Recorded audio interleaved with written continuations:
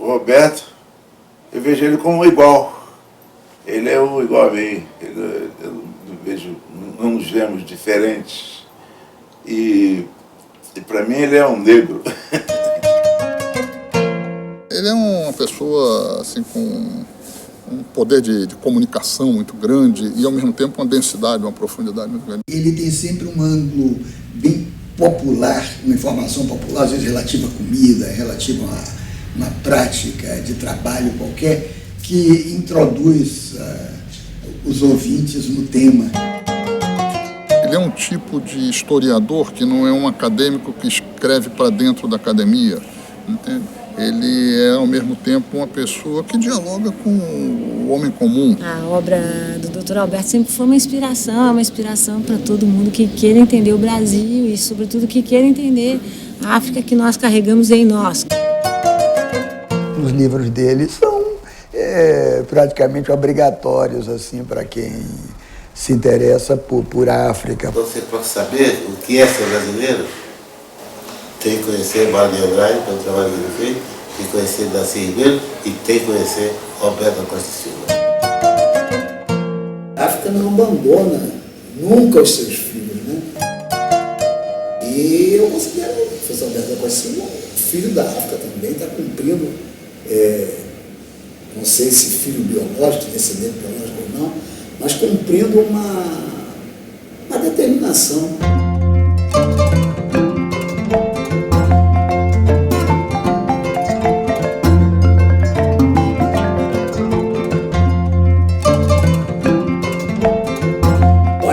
É uma alegria falar sobre Roberto da Costa e Silva. É um homem comum, singular. Eu diria que é um mestre. É um mestre da cultura, do pensamento e um mestre da vida. Porque é um ser absolutamente agradável, bonito como foi sempre, né?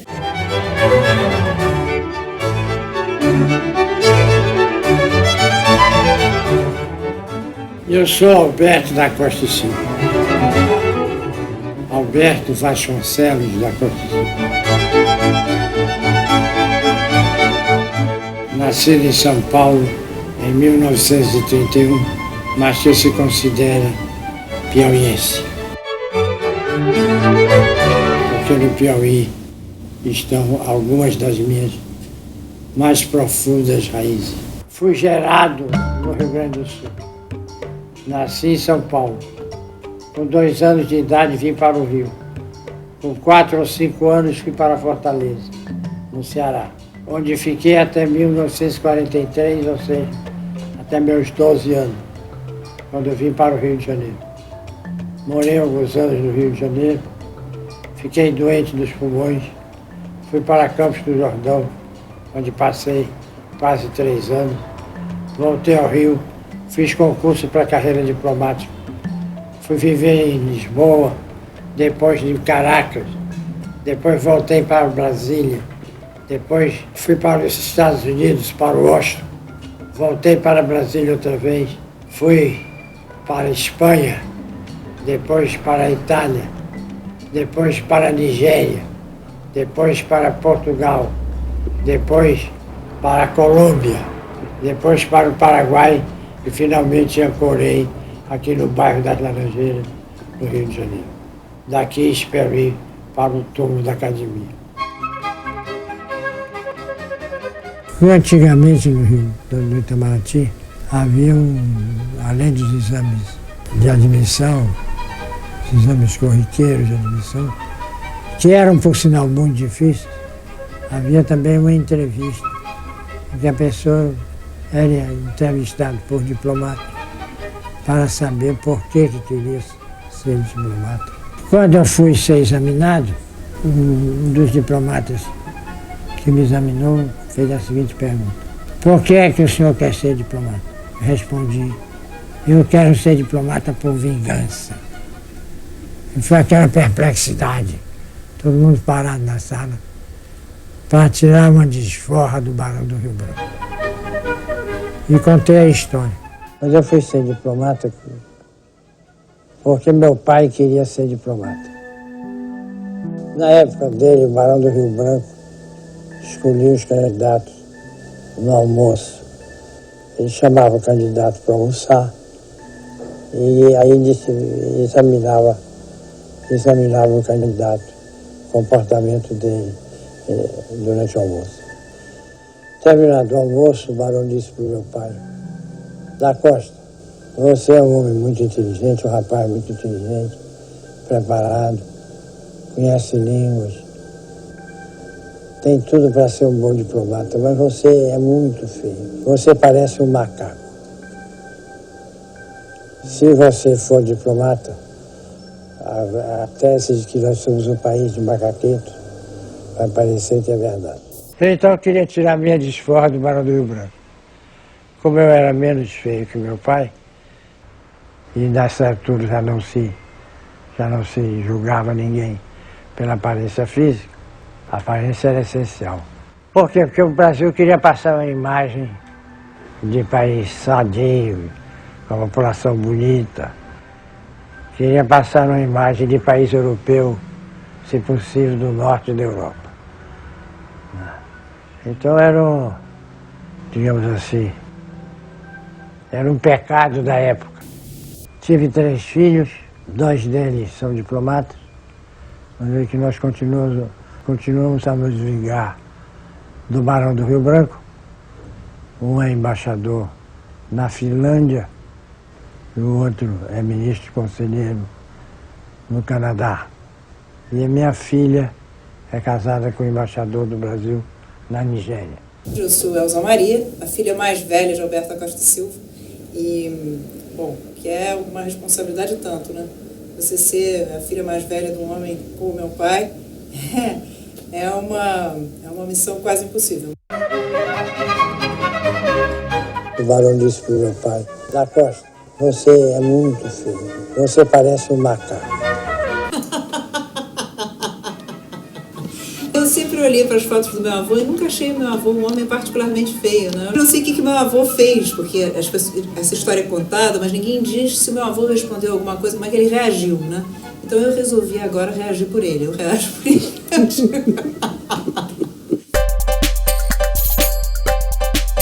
Eu carrego o nome do meu avô. Eu me chamo Antônio Francisco da Costa Silva Neto. Eu carrego com muito orgulho. Espero ser mais bonito que ele, mas não tenho certeza. E acho que, graças a Deus, o ingresso no Rio Branco não é mais feito por critérios de beleza, porque senão eu estava ferrado. Pelo menos tem vários colegas que também estariam. E, na verdade, meu pai diz que ele foi a vingança do Barão, né? Ou seja, de que meu avô, o Barão, não admitiu, mas ele admitiu. Nós já estamos em 3 vinganças, né? Tem meu pai, depois tem eu, que é uma vingança com um grau adicional, né, de prazer, né, porque não é só o filho de Antônio Francisco da Costa Silva, é o neto de Antônio Francisco da Costa Silva que leva o nome de Antônio Francisco da Costa Silva. E ainda tem um outro, né, neto, que é o Pedro Miguel da Costa Silva. Eu sou o Pedro Miguel, sou o filho mais novo de Alberto e de Vera. Eu nasci 6 anos depois do meu irmão do meio, Toninho, e com todos os privilégios do caçula. Da Costa, você é um homem muito inteligente, um rapaz muito inteligente, preparado, mas você é muito feio. Se você for diplomata, a tese de que nós somos um país de macaquetos vai parecer que é verdade.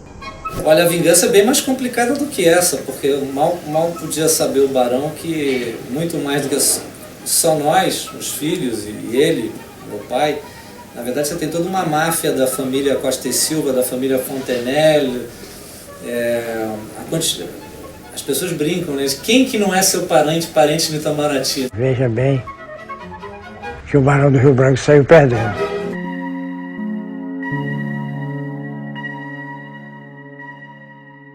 O Barão tinha certa razão. Meu pai era muito feio. Agora era muito feio, mas tinha uma circunstância muito curiosa. Era um grande charmeiro. Ele tinha uma grande cotação entre as mulheres. Eu conheci 2 ou 3 senhoras que diziam que Da Costa era um rapaz fulgurante. A morte de meu pai foi um trauma para mim, do qual eu acho que eu não me erguei até hoje. Porque meu pai era a minha infância. Meu pai, a tua essência superou o tempo e a sorte. Deixaste atrás de ti alguém que ficou a morrer. Meu pai era as recordações mais vivas que eu tinha no começo de minha existência. Vou pedir a meu pai que me esqueça, menino. A morte dele desarticulou todo o meu mundo. Porque ele era um homem doente, ele perdeu o uso pleno da razão quando eu tinha 45, 46 anos, mas me fez uma companhia porque ele era doente, ele tinha todo o tempo do mundo para me dedicar a mim. E ele realmente me queria bem, me queria um enorme bem, e eu a ele. E ele me ensinou muita coisa e eu aprendi muito com ele. Aprendi a ler poesia com ele, a sentir a força, o vigor e a música das palavras com ele. Eu tenho a impressão que foi um corte vital na minha vida. Se você perguntasse uma soma, eu diria que fui feliz. Fui um homem feliz.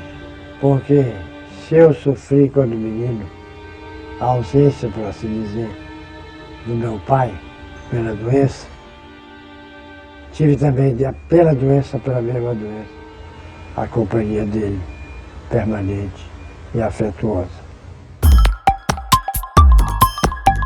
A minha mãe era uma mulher formidável, com grande sentido público, grande sentido de cumprimento de dever, agora exigia muito.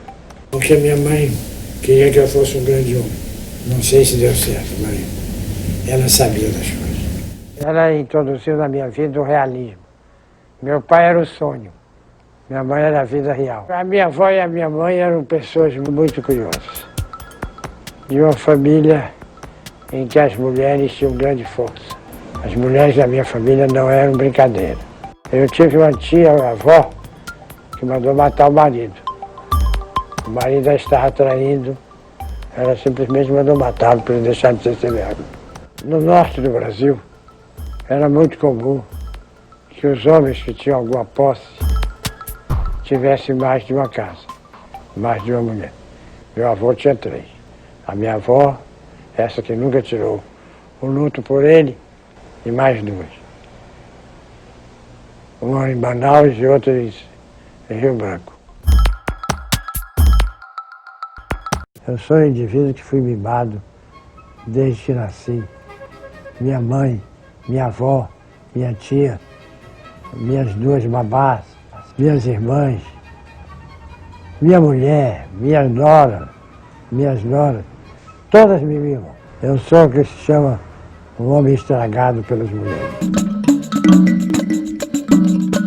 Eu ia montado no carneiro. Eu tinha um carneiro de sela, montava-se a pelo. Eu ia no carneiro para a escola. E quando eu era um príncipe e andava entre os rebanhos, e só havia a pressa do bonde da guitarra, eu ia para a escola montado num carneiro e o pássaro do sonho pousado no meu ombro. E passavam por mim a conduzir os jumentos, aguadeiros descalços, franzinos, remelentos, e a dor que deles tinha, ensolarada no corpo, eu a via queimar-se no fogão da cozinha. Nas guelras dos pescados, na rouquidão espessa do grito das galinhas, no retesar da corda que prendia os cabritos, os asnos e os soins. Mas não a imaginava nessa adulta tristeza, e que me vestia de amor como se não bastasse, e que a ave no meu ombro me bicasse a orelha.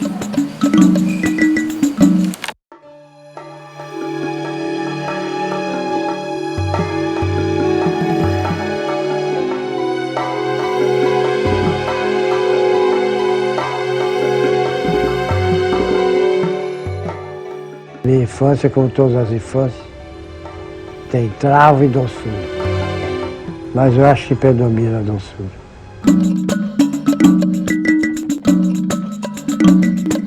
A minha curiosidade inicial pela África e interesse pelo continente nasceu quando eu tinha uns 16 anos, quando no colégio em que eu estudava um professor sugeriu que eu lesse um livro que ainda estava fazendo furor no Brasil, que era Casagrande e Senzala. Quando eu li Gilberto Freire, ele trouxe para a minha visão do Brasil e do negro no Brasil um enfoque inteiramente novo. A impressão que se tinha é que o negro era um problema, porque estávamos impregnados nas teorias racistas da segunda metade do século XIX e também das teorias que qualificavam a mestiçagem como uma degenerescência. O Gilberto altera tudo isso, altera esse quadro. Primeiro ele mostra que o negro não era um problema, que o negro éramos nós. Nós éramos o negro. Nós éramos não apenas um transplante da Europa para as Américas, mas também um transplante da África para o continente americano. Porque o que eu pensei foi o seguinte: se o Brasil tem tudo isso de África, é impossível conhecer o Brasil sem conhecer a África. Eu comecei a procurar tudo que dos alfarrabistas, nos sebos, encontrava sobre a África. Era pouco que eu encontrava, mas alguma coisa eu encontrava. E essa alguma coisa alimentava não apenas a curiosidade, mas agora o interesse que eu tinha pelo continente africano. Então eu devo esse primeiro interesse pela África, sem dúvida nenhuma, primordialmente a Gilberto Freire. Eu acho que Casagrande e Senzala é um grande livro, acima de tudo uma referência. Eu acho que é outro livro desses livros que chegaram para ficar para toda a vida, independentemente da visão senhorial do Gilberto Freire. Ele era um filho da Casagrande, pô. Ele não poderia ter escrito de outra forma, a visão dele era aquela. Assim como Dom Quixote também, do Cervantes, eu acho que Casagrande e Senzala está nesse patamar, mesmo sendo um livro que se alinha entre os livros de uma grande biblioteca etnográfica brasileira, né? Gilberto Freire, que tem sido muito criticado, mas se ele não tivesse escrito Casagrande e Senzala, Sobrados e Mucamba, Nordeste, Ordem e Progresso, alguém teria de ter escrito, porque são livros absolutamente necessários à compreensão do Brasil e, mais do que isso, ao debate sobre o Brasil. Se você concordando ou não concordando com ele, você tem de ler esse livro. O Alberto tem uma leitura muito bonita do Gilberto Freire, que o Gilberto Freire faz com Casagrande e Senzala à época, também de um pioneirismo inegável, né? Era uma época dos determinismos raciais e o Gilberto Freire vai mostrar, primeiro, que a nossa grande questão era a cultura, não era a raça, que não havia nenhum determinismo e, sobretudo, num momento em que a questão negra era muito silenciada, o doutor Alberto o doutor Alberto também, mas o Gilberto Freire traz a questão negra como uma questão fundamental, essencial, uma estaca, né, na nossa cultura. O que o Alberto faz, de alguma maneira, é não tirar a política da discussão, né? Então ele politiza a relação com a África, mas eu penso que Alberto dá um passo além.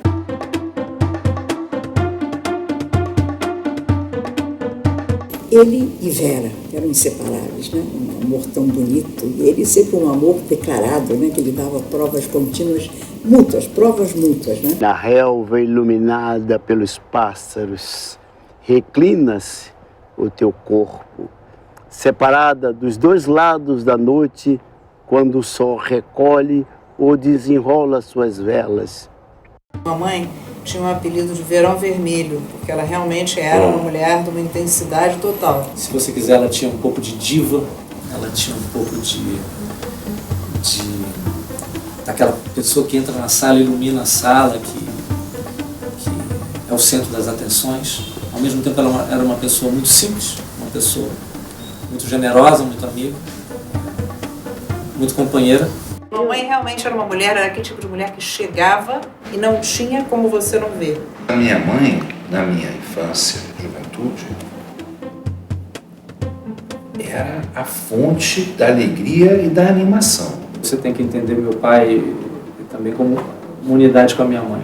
Vocês sabem, ele certamente deve ter falado sobre isso. Muito apaixonado, uma relação muito forte. É dobro. Esse é o casal primordial. É Adão e Eva. É conheci Dona Verinha muito, um casal inacreditável. Dona Verinha era uma... Além dos dotes artísticos dela, ela era uma grande tradutora. Traduziu para o Brasil vários livros de escritores africanos, em particular livros do escritor nigeriano Chinua Achebe, que, a meu ver, são primorosos. Uma elegância e com uma profundidade inacreditável. Ela era uma estudiosa da língua. Quem quiser entender o impacto da chegada do colonizador no cotidiano de uma vila, de uma localidade, Ibo, no caso, de como que aquilo se mistura com o que já existia e como que aquilo despedaça o que já existia. É muito bom o livro. E eles formavam um casal muito bonito de se ver, né? E ela era uma mulher muito forte e sempre teve uma presença muito marcante na vida dele. Tanto que a perda dela foi um desastre na vida dele e dos amigos que queriam muito bem os dois. Quando ela partiu, foi muito duro. Ele chorou, eu nunca vi meu pai chorando na vida. Até hoje, quando me lembro disso, eu fico com vontade de chorar. Chorou muito, começou a soluçar, gritava. Dizia assim, eu não vou conseguir viver sem ela. E eu dizia, papai, como assim você não vai conseguir viver com ela? Você acha que os teus filhos, nós 3, estamos prontos para ficar sem ela e sem você ao mesmo tempo? Aí ele deu aquela parada e disse, não. Eu disse, nós não estamos prontos, né? Ele disse, não. Aí eu falei, então pronto, papai, você não pode ir, você tem que ficar. E pronto. E ele, né, fez um esforço grande, mas ele sente muita falta dela. Quem sou eu para dizer, né? Mas assim, do que eu acompanhava, mais do que só aquela caricatura da companheira, ela ajudou a fazer essa trajetória tão virtuosa, né? Ele era apaixonado por ela e sempre, a vida toda, ela já mais velha, ele também, ele ainda levantava aqui o cabelo dela, cheirava, quer dizer que ela tinha um cheirinho maravilhoso na nuca, dizia minha brusinha, chamava ela de blusa, coisa mais bonitinha.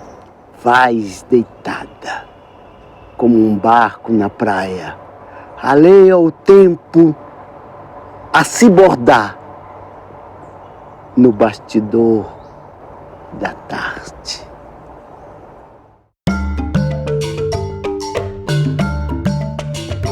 Como é que você pode fazer história do Brasil sem saber a história da África?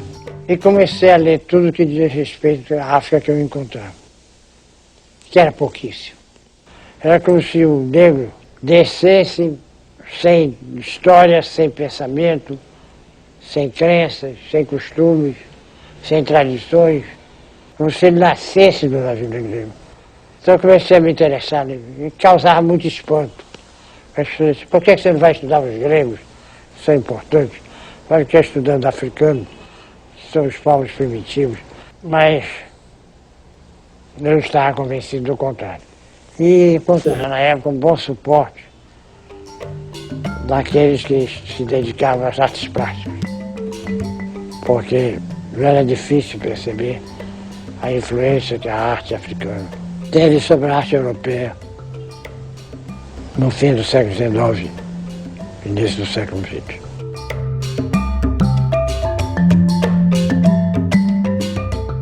Quando eu vim para o Itamaraty, em 1955, eu descobri que aqui na biblioteca tinha todos aqueles livros dos navegadores europeus, sobretudo portugueses e italianos, no século XV e XVI. Estava tudo aqui, era tudo Barão do Rio Branco. Eu comecei a ler e foram livros fundamentais na minha formação, porque eu fiquei com uma certa base da leitura desses primeiros viajantes, das impressões mais antigas sobre a África que os europeus tinham tido. Cheia de preconceito. Realmente havia muito preconceito. Havia muita visão equivocada. Fui descobrindo que, afinal, havia ali civilizações muito importantes, culturas muito bem estruturadas, organizações políticas às vezes muito complexas até. E pude, afinal, compreender o que Camões no Lusíadas descreve tão bem. Que a África não era tomada apenas por cubatas e por aldeias de pau a pique. Então, abriu-se para mim um mundo muito especial. E um mundo que me fascinou pelo que nele havia de aventura e descoberta. Quer dizer, eu entrar num terreno em que praticamente eu não tinha numerosos condutores. Eu tinha condutores do passado e muito poucos condutores do presente. E logo em seguida, fui designado para a Embaixada do Brasil em Lisboa. E o embaixador Negrão de Lima, que era o meu chefe, descobrindo o gosto que eu tinha pelos assuntos africanos, me encarregou de acompanhar os assuntos africanos pela embaixada. Para minha perplexidade, as livrarias estavam com muitos livros sobre a África, porque era o fim de uma grande década e o começo de uma década ainda melhor para os estudos africanos, em que autores franceses, ingleses, norte-americanos, italianos, alemães escreviam largamente sobre a África. Na realidade, o estudo da história da África saía dos livros de antropologia e passava a ser examinado com o seu valor no tempo. Senti uma carência muito grande de uma bibliografia publicada no Brasil e em português. Não havia livros que abordassem a presença africana no Brasil ou nas Américas, senão do ponto de vista do escravismo. Então, para mim, o trabalho do professor Alberto da Costa Silva é efetivamente um trabalho exemplar pelo fato de ser um marco e ter aberto caminhos e ter se evidenciado assim como um divisor de água, né? Os estudos africanos no Brasil se dividem em antes e depois da obra do professor Alberto da Costa Silva.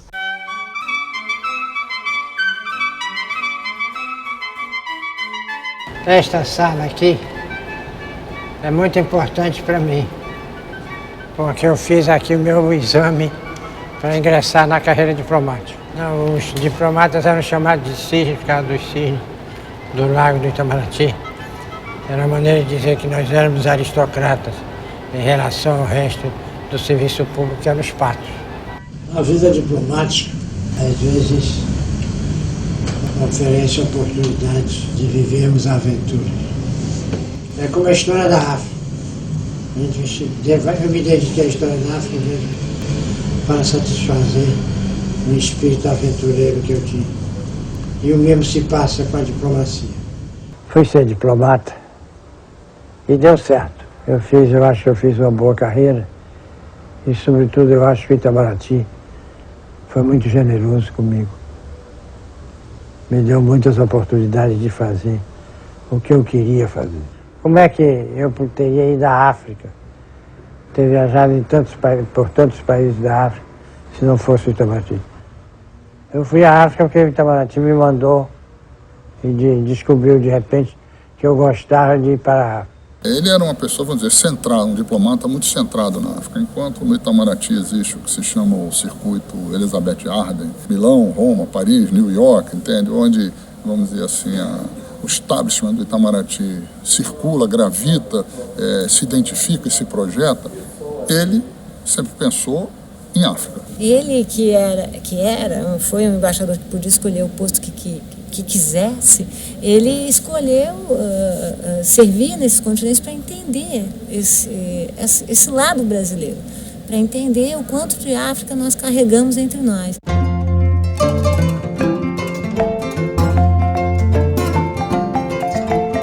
Eu estava lá em sossego com os meus livrinhos, quando uma tarde o embaixador Negrão de Lima entrou na minha sala e disse: Alberto, eu fui designado para representar o Brasil nas cerimônias da independência da Nigéria.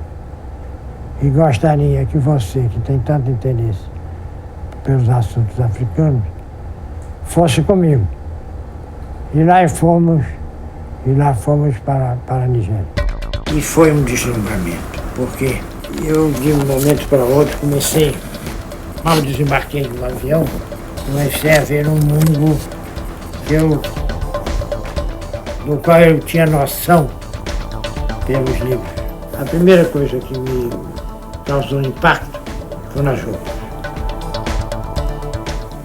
As roupas coloridas, as roupas esvoaçantes, as roupas bordadas. O país estava em festa, então estava todo mundo vestido com a melhor roupa que podia encontrar. O que contrastava muito com a nossa pobreza do nosso vestiário, terno cinza, gravata. Eu, de repente, me vi entrando numa tela do Renascimento. E me lembro que eu disse para o embaixador Negrão de Lima: em matéria de roupa, nós fomos vencidos de 10-0. Logo em seguida, o Itamaraty descobriu que eu gostava de ir à África. E eu fui aí de Abeba, para a Comissão Econômica da África, ao Senegal, ao Togo, ao Dahomey, que é o antigo Dahomey, que hoje é Benin. Outra vez a Nigéria, os Camarões, a Angola, ao Gabão. Eu vi aquilo, revolvi aquilo tudo muitas vezes. Porque eles descobriram que eu era capaz de passear pelos corredores da ONU de mãos dadas com africanos. Os demais brasileiros ficaram achando estranho isso. Quando entre os africanos é normalíssimo, entre os africanos é normalíssimo que duas pessoas que se têm por amigas andem de mãos dadas. Mas, sobretudo, me mandavam muito para a África porque eu me interessava pelo assunto e tinha condições de produzir relatórios com conteúdo que não fosse puramente superficial.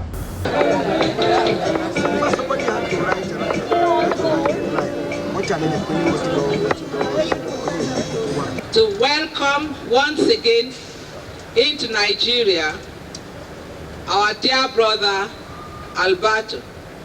It is a shame that Vera, his beloved wife,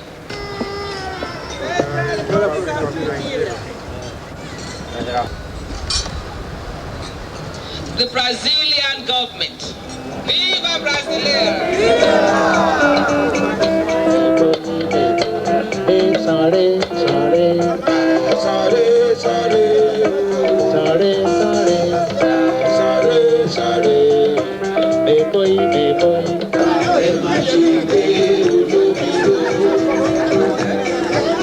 O meu boi morreu, que será de mim? Mando buscar outra maninha lá no Piauí. It is my land. Bring another one from land in Piauí. Well, I thank you very, very much.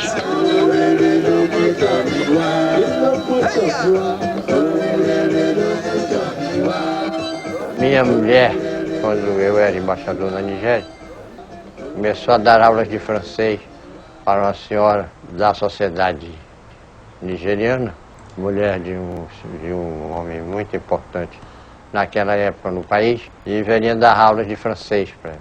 E quando foi um dia, eu cheguei em casa, a velhinha estava rindo e dizendo assim: você precisa saber o que aconteceu hoje. Quando eu terminei de dar aula para a mina me disse: velhinha, agora que temos intimidade, eu queria lhe fazer uma pergunta que eu sempre quis fazer a uma mulher ocidental. Como é que vocês aguentam ser uma mulher só para um homem?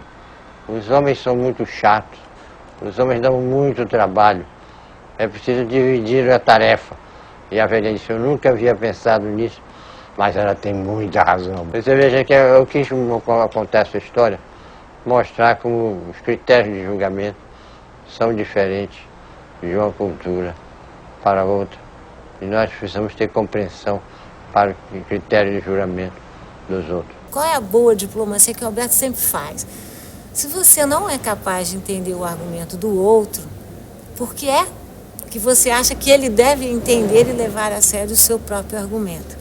Com essa postura de alma de diplomata, ele teve uma participação fundamental em várias decisões da política brasileira e até hoje é das pessoas dos diplomatas mais consultados, e o que é muito bonito.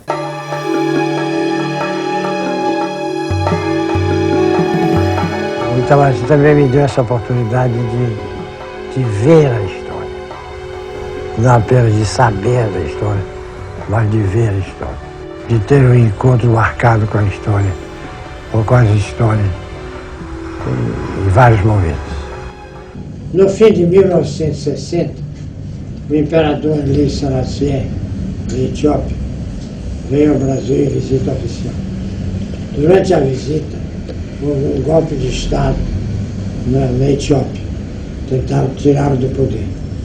E ele embarcou no Brasil às pressas, de volta à Etiópia, tendo isso antes declarado aos brasileiros que ia derrubar os revoltosos, ia vencer a rebelião sem derramar sangue, somente com a sua presença. E realmente foi isso que aconteceu. Ele chegou, acalmou os ânimos, vendeu os revoltados e mandou enforcá-los. Com isso ele não derramou sangue. Em janeiro de 61, portanto um mês após esses acontecimentos, eu fui à Etiópia para uma reunião da Comissão Econômica da África, para a África das Nações Unidas. E tive a oportunidade de estar com o imperador, que recebeu todos os delegados no seu palácio, tendo ao lado 2 leões presos por uma trela. Eu assisti ao 25 de abril, vi os tanques pararem no sinal vermelho. Eu fui para a Espanha, em 74. Então eu assisti a morte de Franco e assisti a mudança política da entrada em vigor da monarquia. De Madrid, eu fui para Roma. E as pessoas dizem, mas você só vai nos lugares quando há crise. E hoje o chefe da CIA estava convencido de que eu era o chefe da Polícia Secreta Brasileira. Do jeito que estava, né? 25 de abril em Portugal.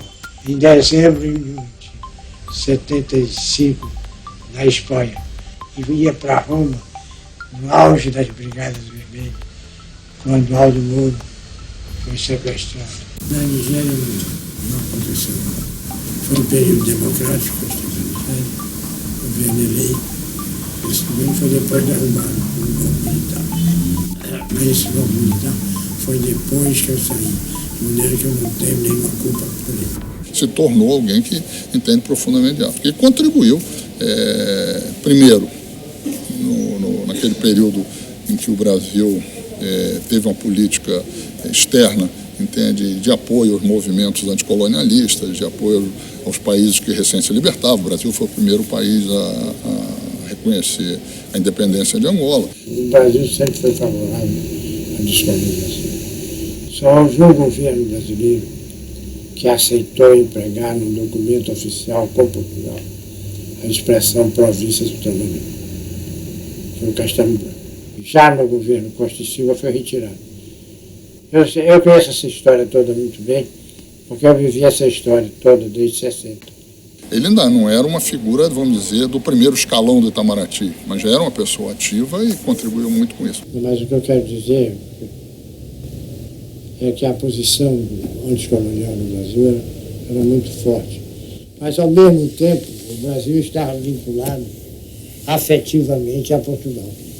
Uma vez, conversando com o presidente Juscelino Kubitschek, eu disse para ele, nós não podemos, presidente, continuar a votar com Portugal nas Nações Unidas. Nós vamos ficar mal nos países africanos.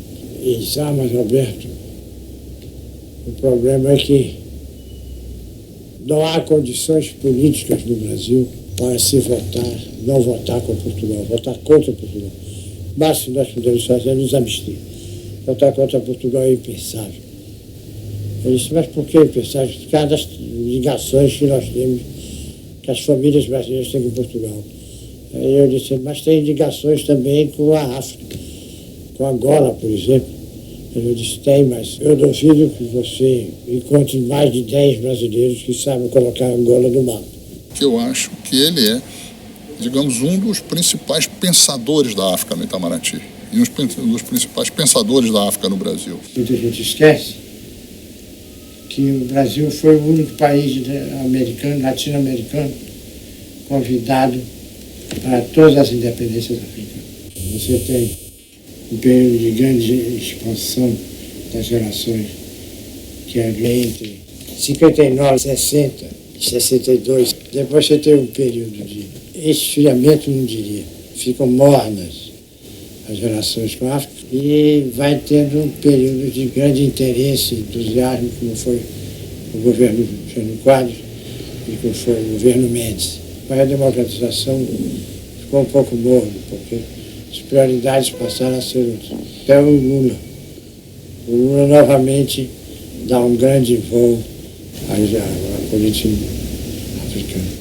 Embora ele já tivesse se retirado do Itamaraty, já tivesse aposentado, ele contribuiu muito também numa retomada de uma relação intensa entre o Brasil e a África. Conversou várias vezes com o Lula, conversou várias vezes com o Celso Amorim, que era o ministro das Relações Exteriores, entende? Quer dizer, dando subsídio, ajudando, ou seja, sendo, na verdade, um grande agitador dessa causa, digamos assim, da intensificação das relações Brasil-África, que ganharam um impulso muito forte a partir de 2002.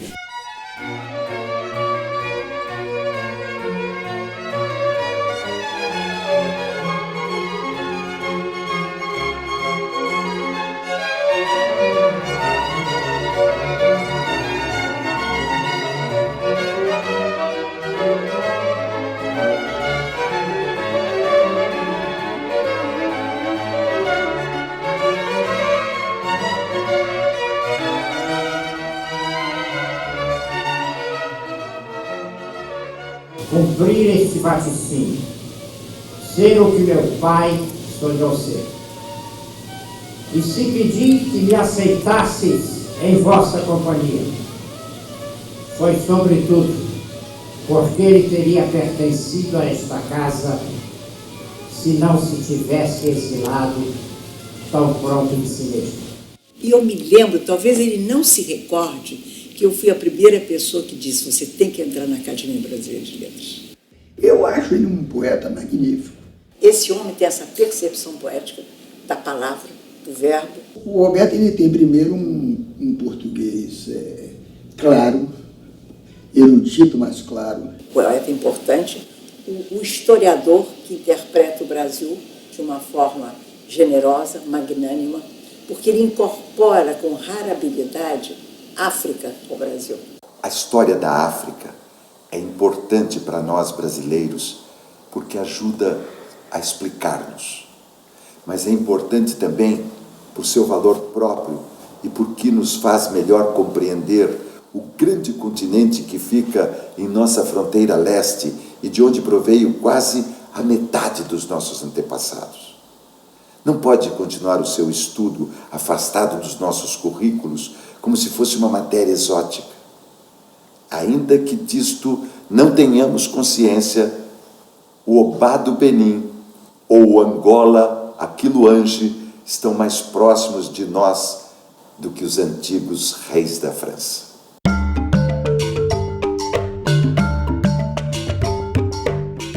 A escravidão não foi uma instituição americana, ela foi uma instituição mundial. Todas as culturas e todas as civilizações tiveram escravos. Eu quero dizer que a escravidão é muito antiga e é de tal modo universal que todos nós somos descendentes de escravos. Agora, a escravidão na América tem um aspecto especial, é que primeiro ela foi de um volume inacreditável. 12 a 14 milhões de pessoas foram retiradas. Chegaram ao Brasil, aos Estados Unidos, à Jamaica, à Venezuela, a Cuba, no espaço de 300 anos. Os navios negreiros eram campos de concentração flutuantes. Mas ela tem uma característica que é uma que faz uma das suas perversidades. É que pela primeira vez a a escravidão é racial. A partir do século XVII, escravo é sinônimo de negro. A África, na representação europeia e na brasileira, inclusive das classes médias, era um simples fornecedor de mão de obra escrava para o Brasil e para o resto do mundo. Ela foi marcada por critérios que faziam uma parte da humanidade não humana, faziam parte da humanidade como uma mercadoria em potencial. Pode imaginar como é doloroso ensinar a história da África para meninos e meninas de comunidades negras, tendo que focalizar sempre e manter o foco sempre na escravidão. As crianças se recusam a aprender. Isso faz um mal tremendo à autoestima das nossas crianças, dos nossos jovens. E esta foi uma das grandes perversidades da escravidão, porque ela tem uma herança terrível. E esta herança é a discriminação que os descendentes de escravizados sofrem por toda parte e por todos os lugares. Não só os sucessivos encontros armados geraram um número considerável de cativos, como entre estes, não poucos eram adversários políticos perigosos. Para afastá-los de vez, ou lhes davam morte, ou os vendiam aos europeus. Escravizar para fora da África tornou-se o mais eficaz dos desterros políticos. Caramba!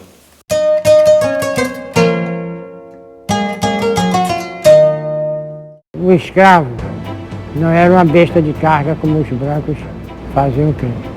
Era um indivíduo portador de uma cultura, de uma língua, de uma história e das conexões necessárias para sobreviver em condições extremamente duras, como foram as condições da escravidão brasileira. E essa violência, e essa desumanidade da escravidão não deve ser esquecida, deve ser lembrada sempre. Mas nós devemos não esquecer algo muito importante, é que o escravo continuou gente, continuou homem, continuou um ser pensante, continuou dono de técnica, continuou a pensar, a trabalhar, a inventar. E ele trouxe da África para o Brasil muitas contribuições importantes. Por exemplo, foi o primeiro a fundir o ferro no Brasil. E há um aspecto que eu acho que é muito importante para contribuir decisivamente para a erosão do término do racismo no nosso país. É o reconhecimento da história do negro nesse país. Em geral, quando se fala em negro no Brasil, e na história do negro, sempre temos somente os aspectos terríveis da escravidão, do trabalho forçado. E nós esquecemos de todos os aspectos positivos que a presença do negro trouxe para o país. O negro foi um grande mestre dos brasileiros na ocupação do território tropical, no desenvolvimento da mineração, da agricultura, da pecuária, para o qual ele trouxe seus conhecimentos próprios que ele tinha desenvolvido na área.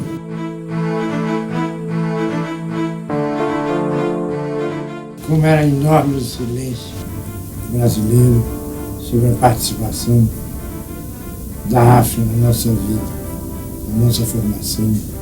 E até mesmo no nosso dia a dia, né? Até mesmo na nossa cozinha, na nossa maneira de falar. A África não é a África da história em quadrinhos, onde quem manda é o Tarzan, é o homem branco que vem mostrar a sua superioridade. Né?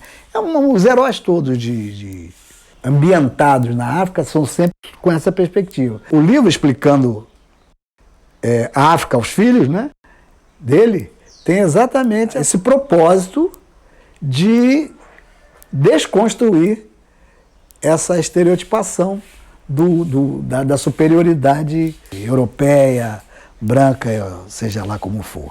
E fica muito claro isso num capítulo em que ele fala das técnicas de trabalho que os africanos trouxeram para o Brasil. Eu nunca em livro nenhum de história convencional, isso foi levantado. Nós não somos só colonizados pelos portugueses, nós somos colonizados pelos africanos também. O exemplo disso é o português que nós falamos. Por exemplo, quando você cochicha na realidade é um mundo. Quando você cochila, você dormita, você cochila em africano. Quando nós xingamos, meu Deus, nós xingamos todos os dias. A palavra não é portuguesa. A palavra é um verbo aportuguesado. Quando nós zangamos também em africano.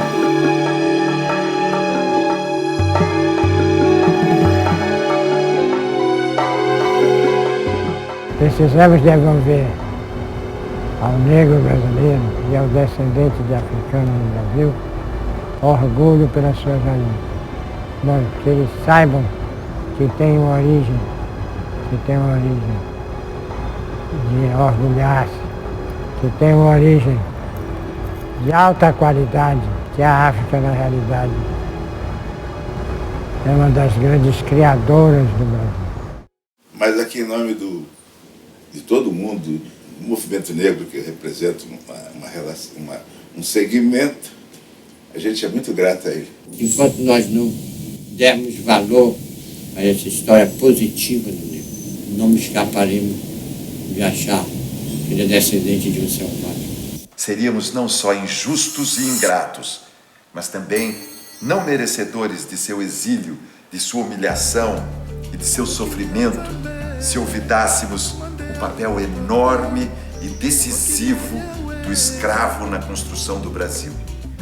Se alguém merece ser herói nacional desse país, esse alguém é ele. Alberto da Costa Silva, ambassadeur d'histoire, poeta, Motema Malamu. Alberto da Costa Silva, ambassadeur d'histoire, poeta, Atonda Malamu, Atonda Popoto. Olamu elekai,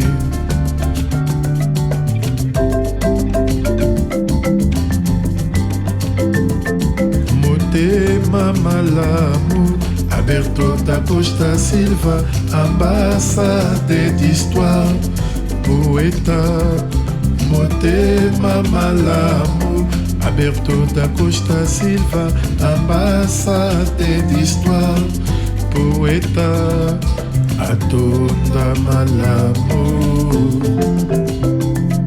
Atonda Boboto, Bolamu